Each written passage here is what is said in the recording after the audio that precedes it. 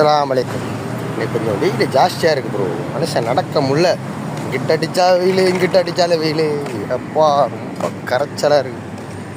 இந்த வெயிலுக்கு ஒரு இதமான மழை பெஞ்சால் நல்லா இருக்குன்னு சொல்லுவோம். ஆனால் மலேசியாவில் காலையில் வெயில் அடிக்கும்பா. இந்த 5:30 மணி தாட்டிருச்சுன்னு வச்சுக்கிறீங்கள, புட்டிக்கு மழை நைட்டு வச்சு வெளுத்துட்டு போயிடும்.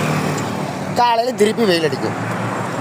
இதுதான் மலேசியா வாழ்க்கை. அதே மாதிரி மழை காலையில் பெஞ்சிச்சின்னா பிடிச்சதே 2-3 நாளைக்கு அடிச்சு நல்லா பெஞ்சிட்டு அவ்வளோ எப்போ அமர்றாலும் அப்போ தான் அந்த மழை அமரும்.